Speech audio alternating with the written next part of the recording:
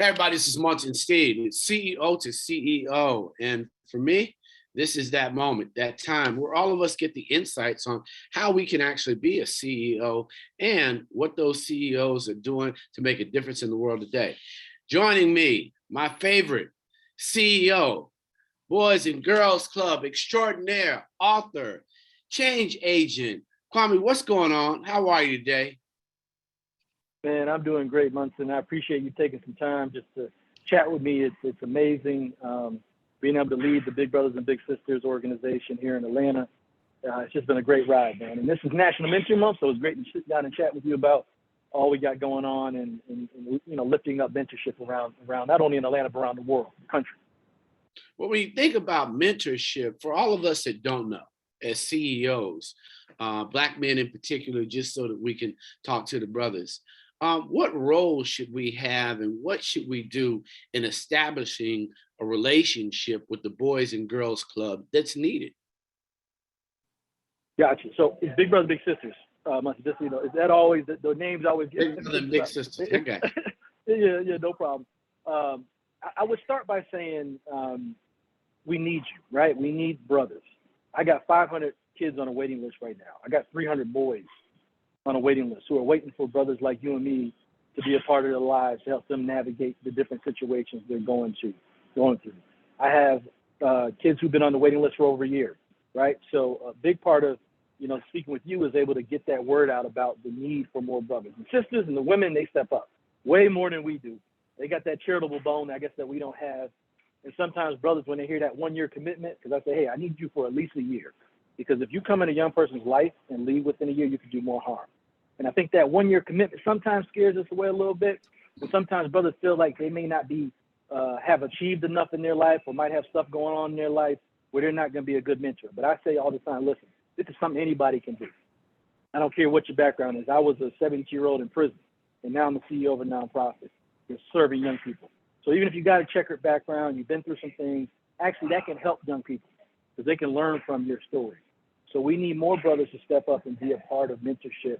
And the last thing I'll say is that in the Latin language, I don't know if you know this, Munson, but the word mentorship doesn't exist.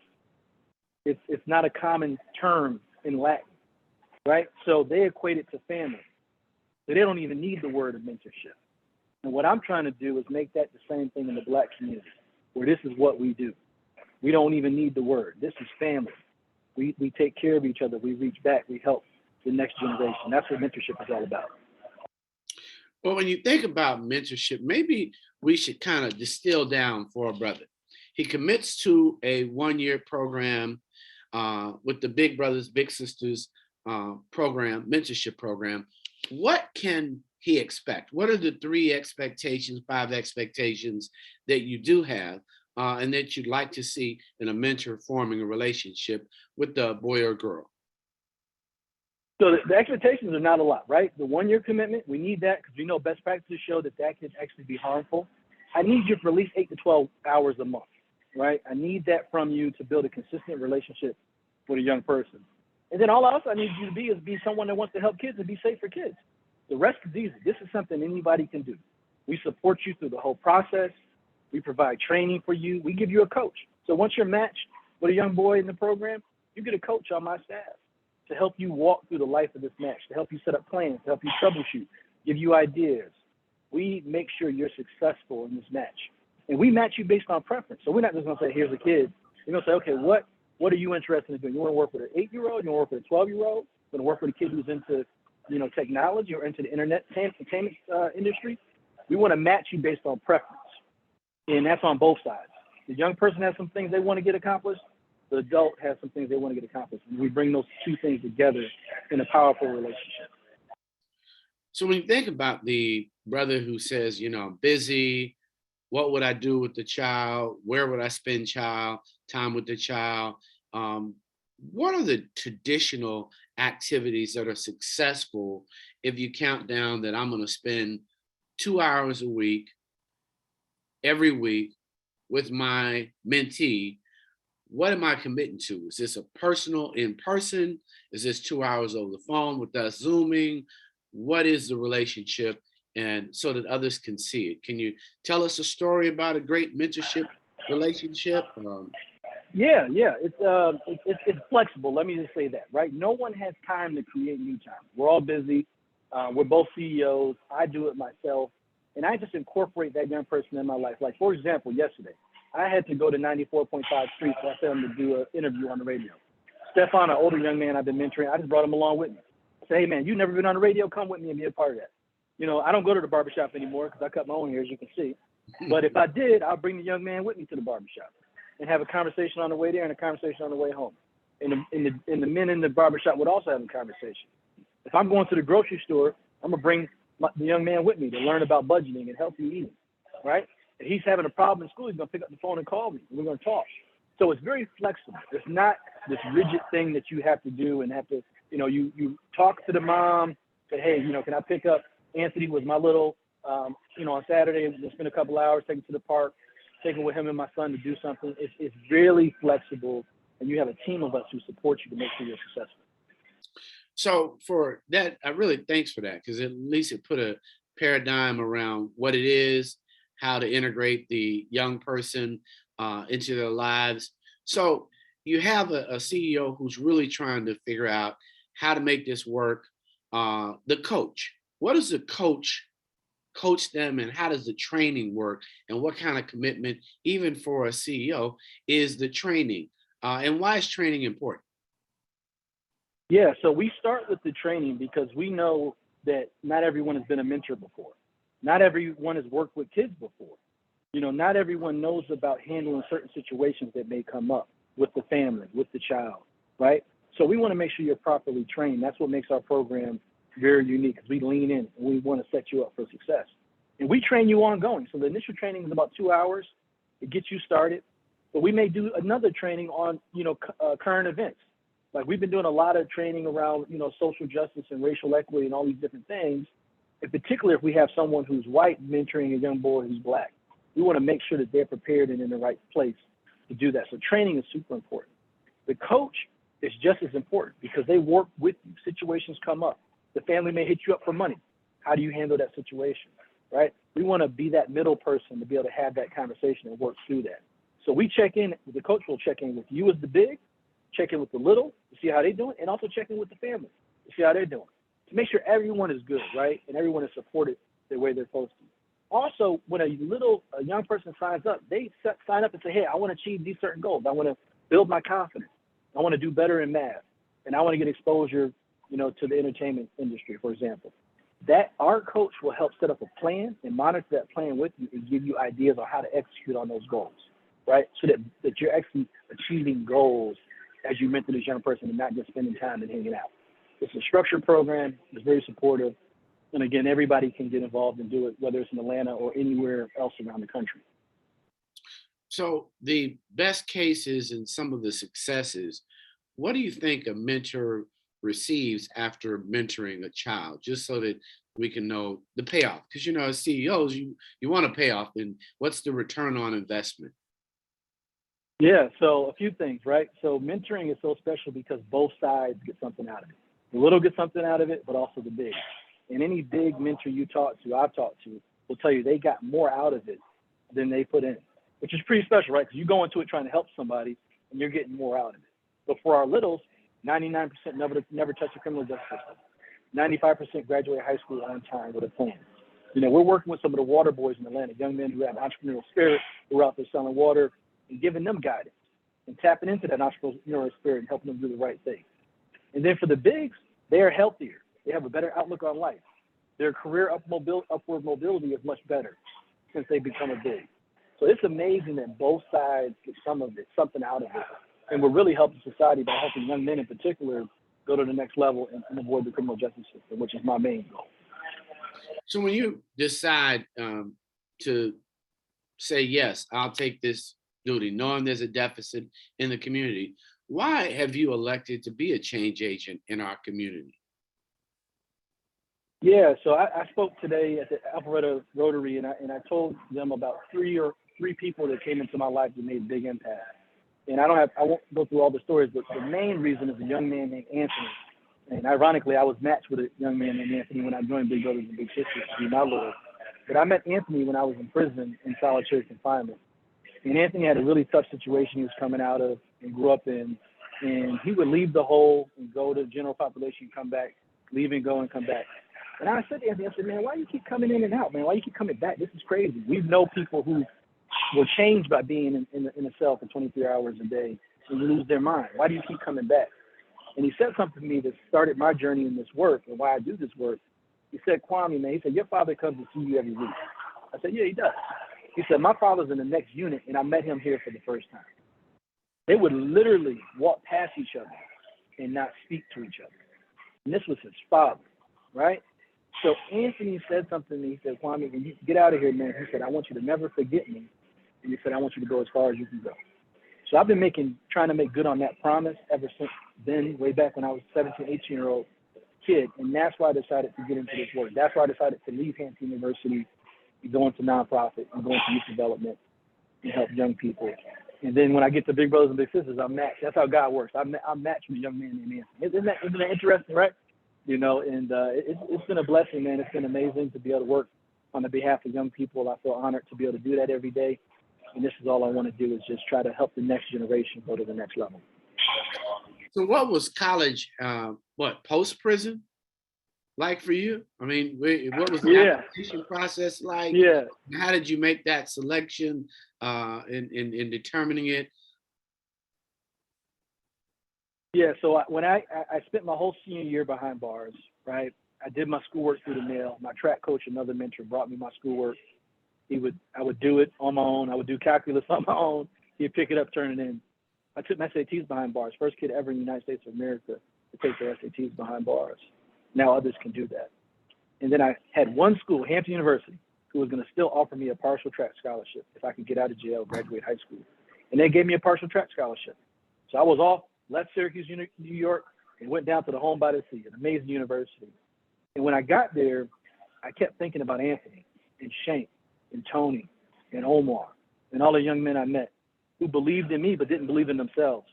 And it's sometimes hard to understand that, but they believed in me. I was the nerd in the gym. I was doing my schoolwork, but they didn't believe in themselves. I believed in them, but they didn't believe in themselves.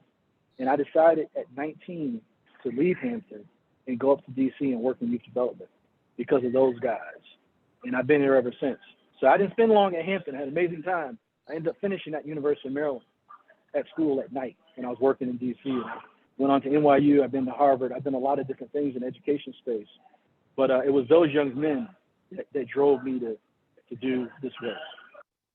When you think about the men in your life, you mentioned the track coach who obviously was the CEO of the track team, and this father who somehow found his son who he had brought up in prison. When you think of man and emotions, how would you describe your emotional attachment to those men that are in your life? Yeah, they are my everything. I start with my father. My father, was raised in New York City with 13 brothers and sisters, first to finish college, and, leaned into me. Coach Maynard, Bob Woodson, who gave me my first job in D.C. He was a civil rights leader, conservative actually. He started a nonprofit in D.C. helping communities from the inside out. So all these men have poured into me. They've been guides, they've been resources, they've been, just really good people to me. And they've really helped me get to the next level.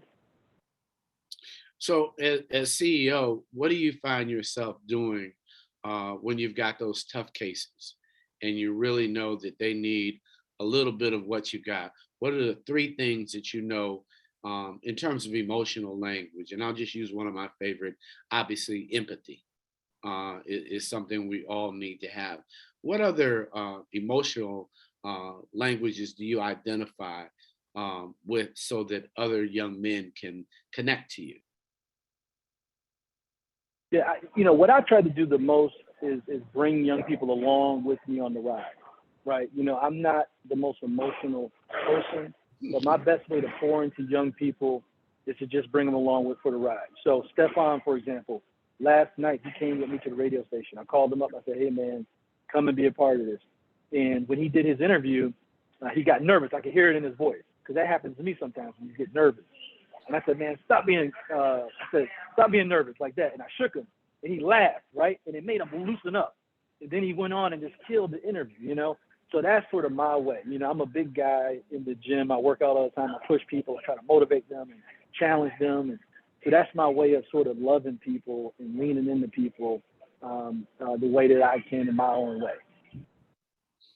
It's interesting to hear you run away from the idea that you're a giver and that love and compassion in your language. I think what's the title of your book? It's called The Hope Inside, really. And it's right here, The Hope Inside, the power of mentorship, harnessing the power of mentorship in life and career. And I got that title from an Oprah Winfrey quote. She has a quote where she talks about all of us are born with hope inside of us. And it's up to mentors to bring that hope out. So the title of the book is The Hope Inside. And hope is the most powerful thing, like even more powerful to me than love. Because I've seen so many young people who situations may not have changed, their neighborhood may not have changed, their parents may not have changed, but if they were hopeful that this situation would change, if they were hopeful that one day I could be like Munson or I could be like Kwame, that they pushed through, got out of high school, and now are creating a great life for themselves. So for me, it's all about hope. And that's our responsibility as adults, as mentors, to bring that hope out and to defend their potential. I say that a lot. We got to defend the potential of young people because they're all born with it. We just got to defend it so they can reach their full potential. So in reading the book, what does a individual take away in their new relationship as you've described in understanding how to be a sower of hope in the lives of others? It's actually the line of business you're in, storytelling, right? In this book, I want people to understand that their story is their superpower. And too often people don't tell their stories. Most people won't tell you what I told you about me being in prison because that could potentially hurt me. Most people don't share that they were abused when they were younger or they were homeless or they went through this. And I don't care whatever your color is. We all been through different stuff. But that story is a part of your superpower.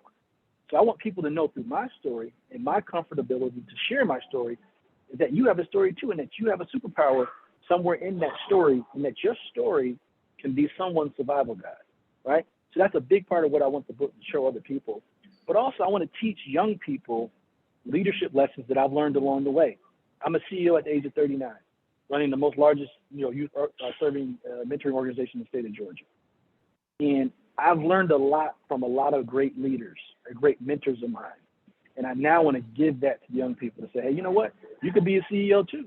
You could be a bald head CEO of a nonprofit. Most young people don't even know about nonprofits. You don't hear about me at Hampton University or at Maryland University where I went to. You don't hear about the nonprofit sector. And guess what? As a young person who grew up in inner city, you are more qualified in a lot of ways than other people to work in this sector to give back because you have real life examples and experience with some of the challenges young people are facing. So if you had to finish the sentence for other CEOs to take this book that you've taken the time to write, read the book blank because it will help your organization blank. Read the book because it helps your organization and yourself go to the next level, and share it with someone else. Share it with the world and try to make the world a better place. Whenever I give a speech, I tell people about giving back because we are responsible to make wherever we live better. We all got here by help from other people, family, our ancestors, mentors. Our responsibility is, human being, is to try to make wherever you land a better place. And that's what I want people to get out of this book, is that you should try your best to try to make wherever you're at a better place. One of the things I share is for many people who found that they didn't have the best road, but have made it. Give what you didn't get. If you wanted, I love you every day as emotional language. If you wanted a hug, if you wanted somebody to say you're the best, then find a child or a young person or somebody to give what you didn't get, to not think about what you didn't get, but provide that for somebody who needs it. And I think in this moment, just circling around, just why should everybody know that being a mentor in a life gives a child hope that they may not have had you not taken 2 hours a day or 2 hours a week? Yes. A few hours a month, a couple per week, you can make it work. But this will make you a better person. You can pour into a young person and give back. We all sit and watch the news and hear about all these terrible things going on in the world. But guess what? You can change a life one child at a time. You can be a part of the solution. You don't got to boil the ocean. You can work with one young person and help them get to the next level. And like you said, give back things that you didn't get. We not all had the best upbringing and have been through different types of trauma. And I would also say that you got to make sure you fix you first before you try to work on somebody else. And a lot of us don't go get the professional help we need to try to deal with some of those traumas and scars that are there. No one's perfect, and you need help as you help other people. And make sure that you always think about that mental health side of things as well. So lastly, for those who are CEOs and are looking for a relationship with the whole boy, big boys, big brothers and big sisters, for those who are looking to establish, particularly Black men, what are the processes and where can they do that today? The great thing about Big Brothers and Big Sisters is that we're all over the country. We have over 200 locations. So most chances are any city you're in, there's a leader in that city doing this work.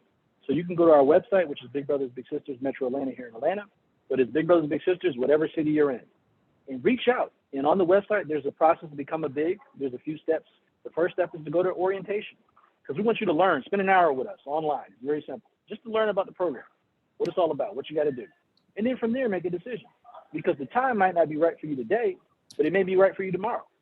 And guess what? You probably know 5 people that could help get some of these kids off our waiting list. We got 10,000 kids waiting across the country. 10,000. So we need you. And most of those are boys that look like me and you, Munson. We got to lean in as a community. We got enough brothers out there. We got enough CEOs out there to meet this need.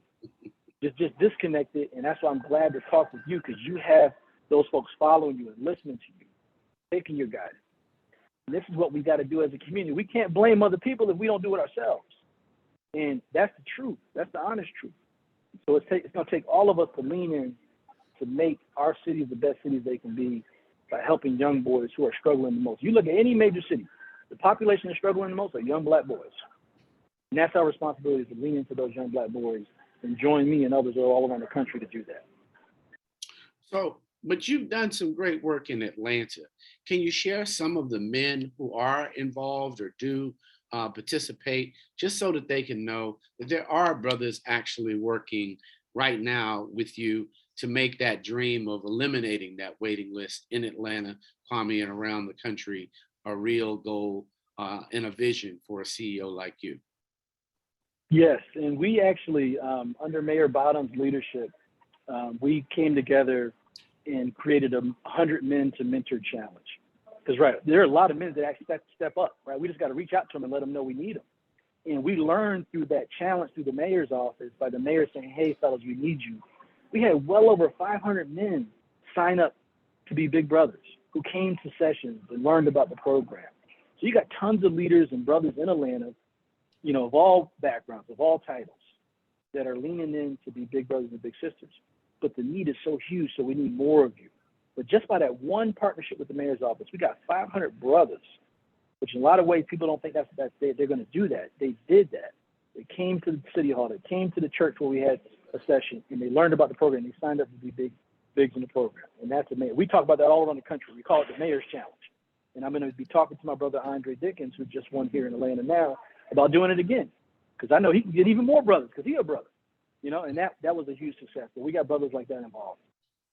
Kwame Johnson, you didn't drop any names. We were waiting for those gems to happen. Obviously, you talked about our future mayor, who I'm sure is ready to embrace the change as a change agent himself. But I do know that the Gathering Spot CEO and you have actually worked together. So, and I'm proud of Ryan and the commitment and the difference he's making in the community.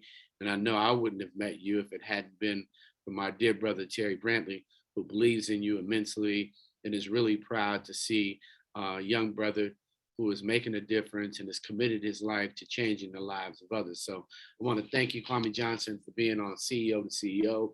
If you show the book just one more time for all of you out there who can hear my voice, go out and grab this book. Hopefully we'll have it on blackbookstore.com, but we definitely make sure you buy this book somewhere. The Hope Inside by Kwame Johnson. I'm Munson Steed, and this is Kwame Johnson, CEO of Big Brothers, Big Sisters, coming to you live on Rolling Out TV. We'll see you soon here on CEO to CEO. Thank you. I appreciate the time. This has been amazing.